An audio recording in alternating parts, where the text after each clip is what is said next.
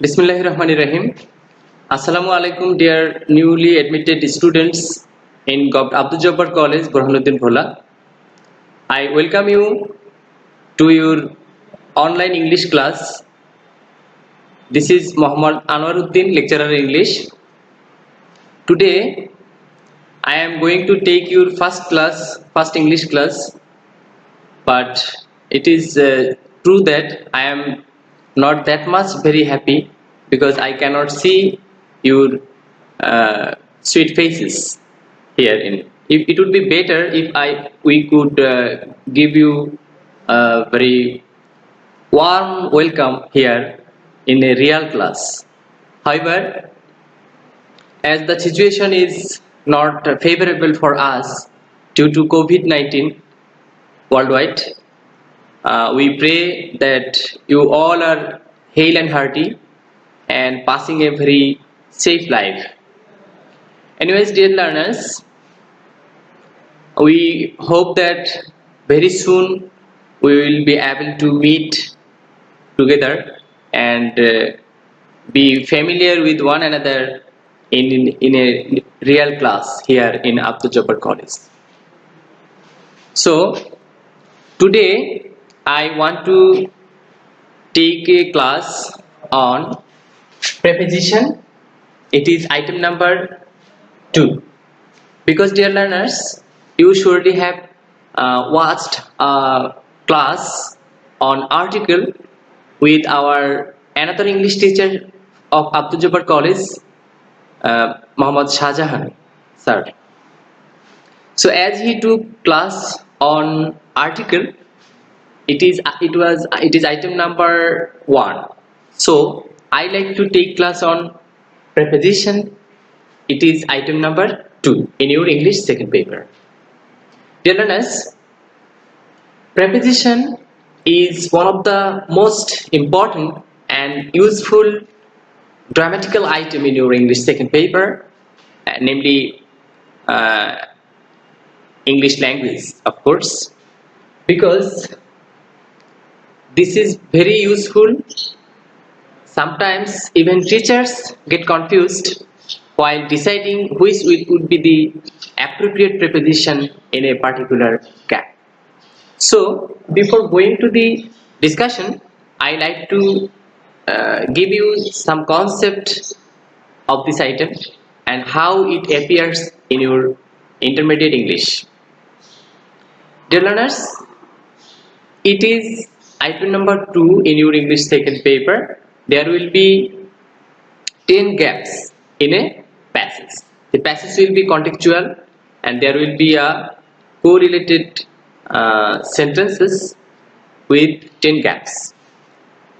And as you found in your SSC that there was a box and you had to choose words from the box. But here in this English second paper, intermediate English second paper, there will be no choice. You will have to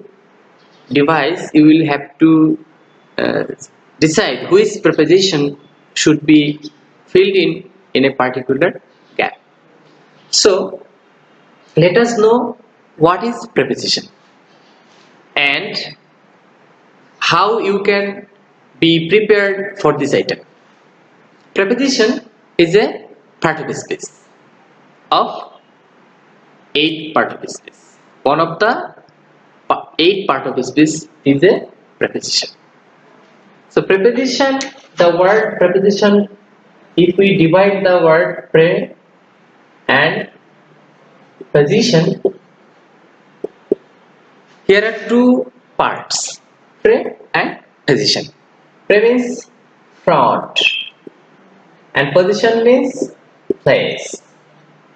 So generally the preposition, preposition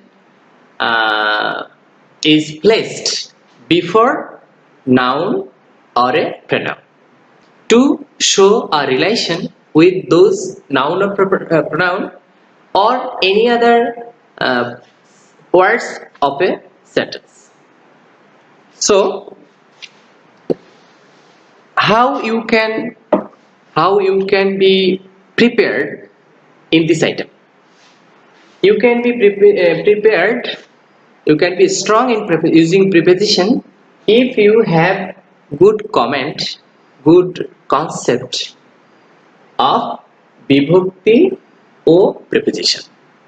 অর্থাৎ for your better understanding, তোমরা যাতে ভালো বুঝতে পারো, যেহেতু তোমরা newly first year, উচিত ছিল পুরোটা ক্লাস ইংলিশে নেয়া, কিন্তু it is true, we know that many students, most of the students are from rural area, they are not that much strong in English.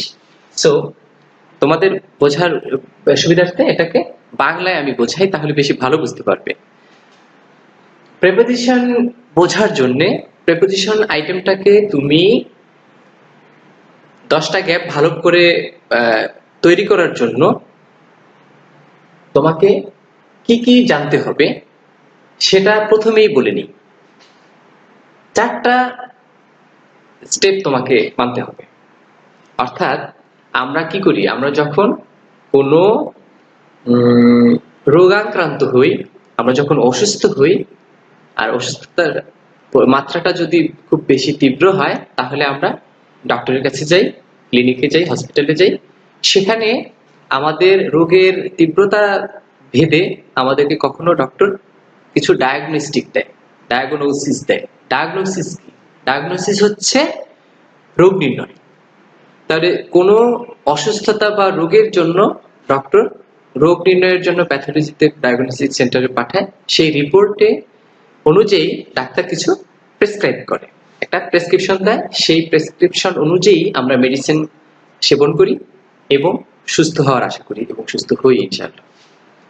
তো প্রেপোজিশন রোগে যদি তুমি আক্রান্ত হও, প্রেপোজিশনের দুর্বলতা যদি কোনো স্টুডেন্ট নামের পেশেন্টের থাকে, আমি রূপকভাবে কথাগুলি বলছি, তো প্রেপোজিশনে যদি তুমি রোগে দুর্বলতায় ভুগো, তাহলে আমি তোমাকে ডায়াগনোসিসটা এখন করতে পারছি না, ডায়াগনোসিস করে নিতাম, তোমাদের যদি মূল্যায়ন করা যেত এখন ক্লাসে, তাহলে আমি দেখতাম যে তোমরা প্রেপোজিশনে তোমাদের দুর্বলতার মাত্রাটা কেমন।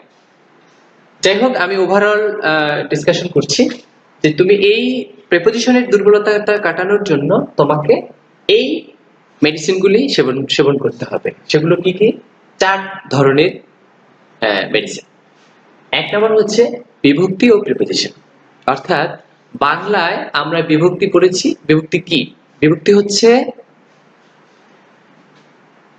কোনো শব্দের নাম বা ক্রিয়াপদের শেষে বা কোনো পদের শেষে যে অর্থহীন বর্ণ থাকে সেগুলোকে আমরা বিভক্তি বলি।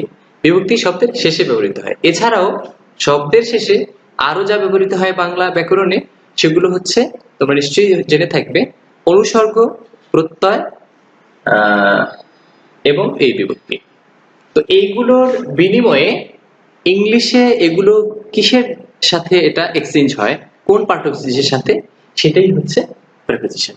তাই তোমাদের বাংলায় বিভক্তি 7 ধরনের, এই যে আমি একটা টেবিল করে রেখেছি তোমাদের জন্য, আমি এক সাইডে সরলে তোমরা এটাকে স্ক্রিনশট নিয়ে রাখবে, অথবা পজ দিয়ে, যখন ইউটিউব ভিডিওটা দেখছো তোমরা, তখন এটাকে পজ দিয়ে, পজ মানে কি, একটু থামিয়ে দিয়ে এই আইডল স্ক্রিন এটাকে স্টিল অবস্থায় রেখে তোমরা একটা স্ক্রিনশট নিয়ে নেবে, অথবা লিখে নিবে, খাতায় লিখে নিবে। এটা খুবই ইম্পর্টেন্ট একটা টেবিল। এটা হচ্ছে বিভক্তি ও প্রিপোজিশনের টেবিল। তো আর বাকি যে 3টা রয়েছে সেটা বলার পরেই আমি এক পাশে দাঁড়াবো, তোমরা সেটাকে তুলে নেবে বা স্ক্রিনশট দিয়ে নেবে। দ্বিতীয়ত হচ্ছে সাধারণ অর্থ ও বিশেষ অর্থ। অর্থাৎ প্রিপোজিশন একটা লিমিটেড একটা পার্ট অফ স্পিচ, এটা অসংখ্য না। ধরো 60 to 70 অ্যারাউন্ড 60 to 70 প্রিপোজিশনস রয়েছে। সুতরাং এগুলোকে প্রত্যেকটাকে তুমি সেটার সাধারণ অর্থ কি এবং বিশেষভাবে তার কি অর্থ রয়েছে সেগুলো শিখে নেবে। তারপরে আছে অ্যাপ্রোপ্রিয়েট প্রিপোজিশন। কিছু প্রিপোজিশন আছে এটা নির্দিষ্ট কিছু নাউন, নির্দিষ্ট কিছু অ্যাডজেক্টিভ, নির্দিষ্ট কিছু ভার্ব, নির্দিষ্ট কিছু পার্টিসিপেলের পরে ওগুলো সুইটেবল, ওগুলোর ভিন্ন অন্য কোনো প্রিপোজিশন তুমি ব্যবহার করতে পারবে না। আমি এক্সাম্পল দিচ্ছি না, আমি জাস্ট ভূমিকা দিচ্ছি। যেহেতু এটা হচ্ছে প্রিপোজিশনের পার্ট 1 প্রথম ক্লাস। আশা করি তোমরা আরো এই প্রিপোজিশনের উপরে ফার্স্ট ইয়ার আরো অনেকগুলো ক্লাস আমার পাবে ইউটিউবে। আমি আজকে প্রথম শুরু করেছি প্রিপোজিশন, এর পরবর্তীতে আরো আমি ক্লাস নেব প্রিপোজিশনের উপরে, যেহেতু এটা একটা ইম্পর্টেন্ট আইটেম। তো প্রিপোজিশনের কথা বলা হলো, এরপরে হচ্ছে সর্বশেষ যেটা phrase and idioms. Phrase and idioms কি? ফ্রেজ এন্ড ইডিয়ামস হচ্ছে তোমার বাংলায় যদি আমরা বলি তাহলে হচ্ছে এটা বাগধারা। বাগধারা বা প্রবাদ প্রবচন, এইগুলোর মধ্যে ইংলিশরা যেই বাগধারার জন্য যেই প্রিপোজিশন ব্যবহার করেছে, সেই বাগধারায় সেই প্রিপোজিশনগুলি আমাদেরকে ব্যবহার করতে হবে। আমি এক মিনিট সেগুলোকে ধারাবাহিকভাবে তোমার কাছে উপস্থাপন করার চেষ্টা করব। তো আমরা প্রথমেই দেখে নিই বিভক্তি ও প্রিপোজিশনের বিষয়টা কি। আমি একপাশে সরছি, তোমরা এবার এটাকে তোমরা এবার পুরো টেবিলটা দেখতে পাচ্ছ। এই টেবিলটা বা এই স্ক্রিনটা এখন তোমরা স্ক্রিনশট দিয়ে নাও, অথবা এটাকে তোমরা পজ দিয়ে খাতায় এরকম করে টেবিলটা তুলে নাও। তো চলো আমরা দেখে নিচ্ছি যে এই টেবিলের মধ্যে কি কি আছে। এই টেবিলের মধ্যে আছে বিভক্তি, আছে একবচন, তারপরে বহুবচন, তারপরে প্রিপোজিশন। অর্থাৎ বিভক্তি হচ্ছে 7টি। বিভক্তি কয়টি? 7টি। প্রথমা, দ্বিতীয়া, তৃতীয়া, চতুর্থী। এখানে একটু দেখে নাও যে দ্বিতীয়া আর চতুর্থী বাংলায় বিভক্তিগুলো একই। এগুলি কারক অনুযায়ী, যেমন সম্প্রদান কারক এবং কর্মকারকে দ্বিতীয়া বিভক্তি হয় কর্মকারকে, আর সম্প্রদান কারকে হয় চতুর্থী বিভক্তি। এগুলোর জন্য প্রিপোজিশন এক বচনে কে রে, বহু বচনে দিগে কে দিগরে, আর প্রিপোজিশন হচ্ছে টু বা টুয়ার্ড।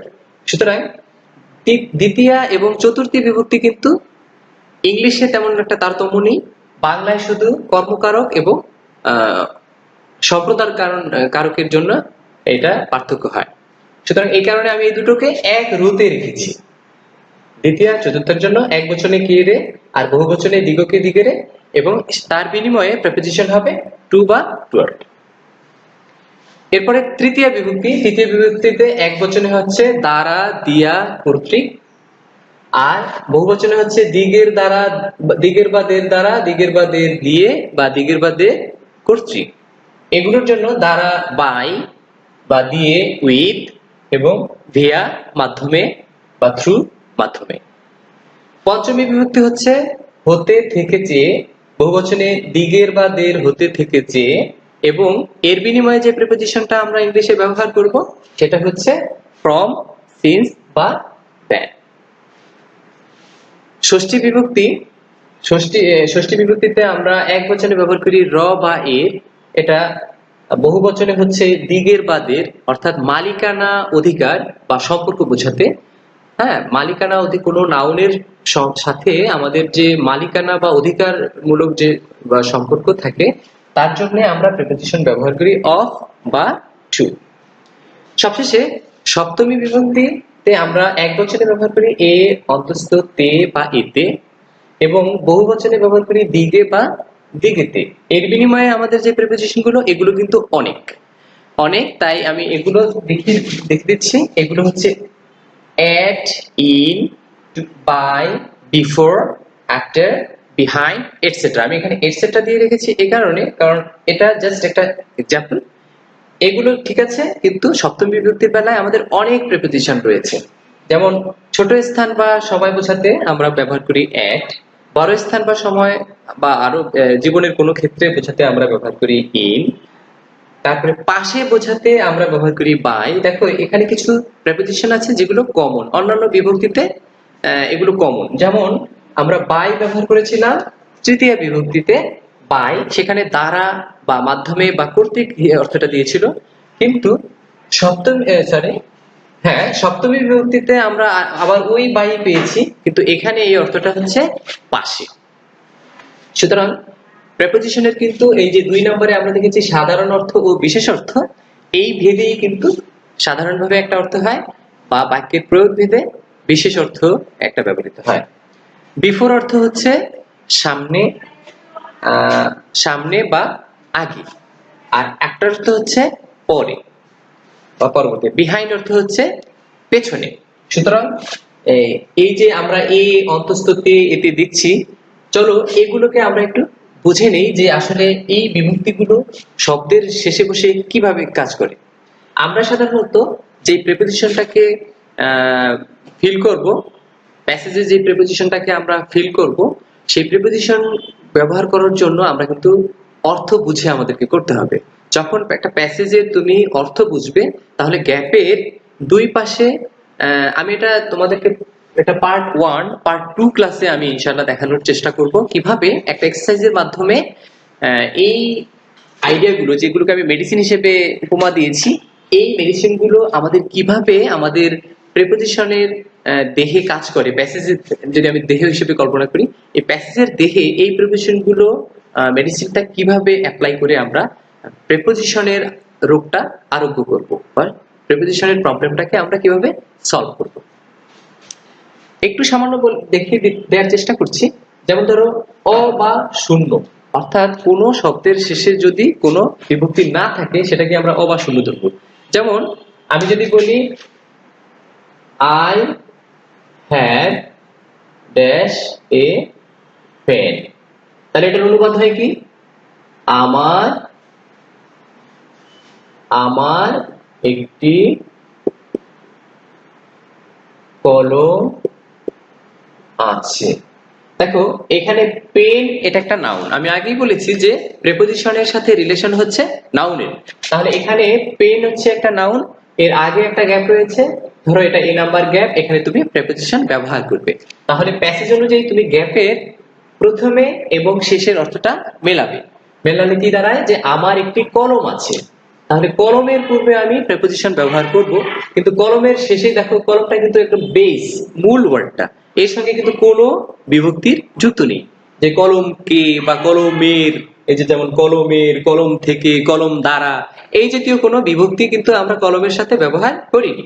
সুতরাং এটা শূন্য, এই কারণে এখানে কোনো প্রিপোজিশন হবে না।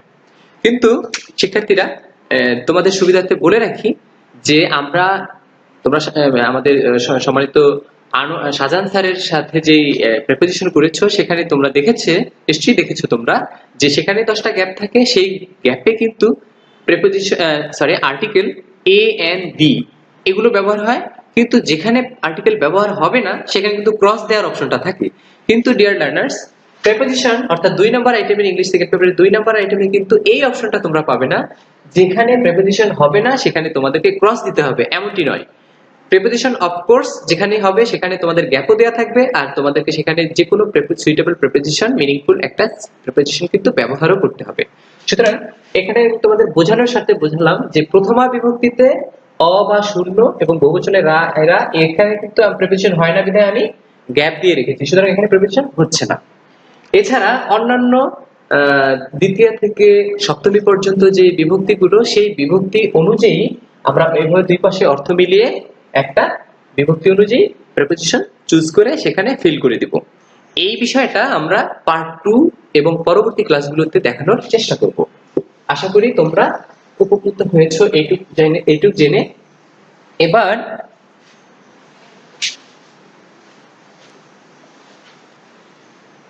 এবার আমাদের বিভক্তি ও প্রিপোজিশনের আইডিয়াটা হলো সাধারণ অর্থ আর বিশেষ অর্থ এবং অ্যাপ্রোপ্রিয়েট প্রিপোজিশন এবং ফ্রেজ এন্ড ইডিয়মস, এইগুলি সম্বন্ধে আমি আগামী ক্লাসে ধারণা দেওয়ার চেষ্টা করব। সে পর্যন্ত তোমরা সবাই ভালো থাকবে, সুস্থ থাকবে, এবং আমার আরো ভালো লাগতো যদি তোমাদেরকে আজকের ক্লাসটা, যেহেতু আমার প্রথম বর্ষের ফার্স্ট ইয়ার স্টুডেন্টসদের আজকে আমার সঙ্গে প্রথম ক্লাস, এই ক্লাসে যদি তোমাদেরকে ফুলের শুভেচ্ছা জানিয়ে ক্লাসটা শুরু করতে পারতাম তাহলে আরো বেশি ভালো লাগতো। তোমাদের পাশাপাশি এই মিষ্টি ফুলের মতো মিষ্টি মুখগুলো তোমাদের দেখা যেত। যাই হোক, আমরা আমাদের আল্লাহর কাছে, সৃষ্টিকর্তার কাছে আমরা প্রার্থনা করি যেন আমরা খুব শীঘ্রই এই পৃথিবীর এই মহামারী থেকে মুক্ত হয়ে আবার আমাদের স্বাভাবিক কাজকর্মে ফিরে আসতে পারি।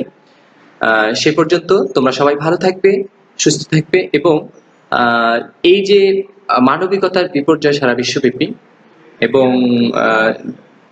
মাদকতার যে প্রসার, এই মাদককে আমরা না বলবো, এই স্লোগানে উজ্জীবিত হয়ে আমরা আমাদের বাসায় থেকে সুস্থ থেকে নিয়মিত অনলাইন ক্লাসগুলো দেখব এবং বাসায় অধ্যয়ন করব।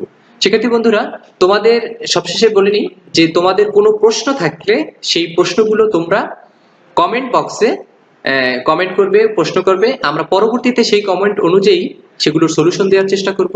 তোমরা যদি এই কমেন্ট সেকশনের অপশনটা বুঝতে না পারো তাহলে যারা জানে তাদের কাছ থেকে শিখে নেবে এবং এই ক্লাসটা তোমরা তোমাদের বন্ধুদের কাছে শেয়ার করে দিবে। আশা করি তোমরা ক্লাসটা বুঝতে পেরেছো। Thank you very much.